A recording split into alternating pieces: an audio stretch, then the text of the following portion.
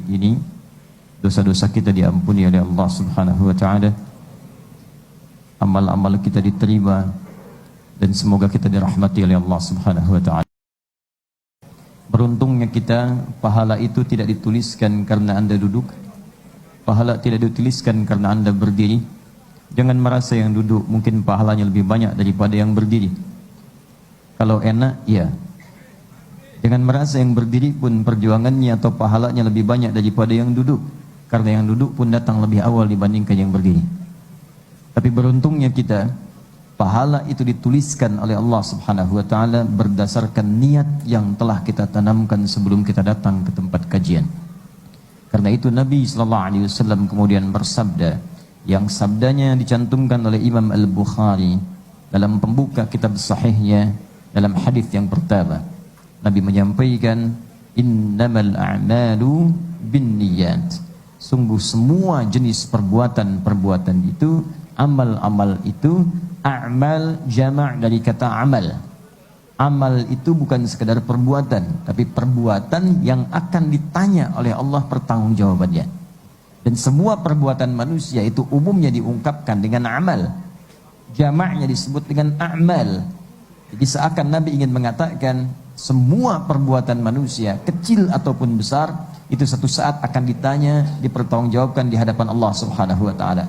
Kecil akan ditampakkan sekalipun baik, dan kecil walaupun buruk tetap akan kemudian ditampilkan pada hari kemudian. Allah firmankan, wa may ya'mal mithqala dzarratin faman ya'mal mithqala dzarratin khairan yarah wa may ya'mal mithqala dzarratin syarran yarah. Yang baik ditampakkan, yang kecil pun akan ditampakkan. Nah, tampak itu didasarkan kemudian kepada niatnya. Innamal a'malu binniyat. Karena itu saya ingin mengajak, mari ikhlaskan hati kita, ikhlaskan niat kita, dan berusaha untuk menunjukkan semua aktivitas kita karena Allah saja. Orang yang berusaha untuk ikhlas, maka dia disebut dengan mukhlis namanya. Jama'nya disebut dengan mukhlisin. Maka turun Quran surah ke-98 ayat ke-5, Al-Bayyinah. وَمَا أُمِرُوا إِلَّا لِيَعْبُدُوا اللَّهَ مُخْلِصِينَ لَهُ الدِّينَ. Dan tidaklah mereka diperintahkan kecuali mereka menjadikan semua aktivitas sebagai ibadah. Ini kunci pertama keterangan dalam Al-Quran.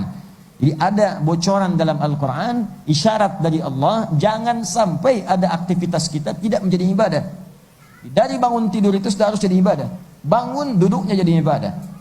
Musab kemudian bekas gantuknya jadi ibadah. Berangkat ke toilet jadi ibadah, wudhunya ibadah, salat malamnya ibadah, istighfarnya ibadah, kerjanya ibadah, sampai tidurnya pun ibadah. Harus jadi ibadah. Karena itu ditekankan lagi di Al-Quran surah ke-51 ayat ke-56. Wa ma khalaqtul jinna wal insa illa liya'budun.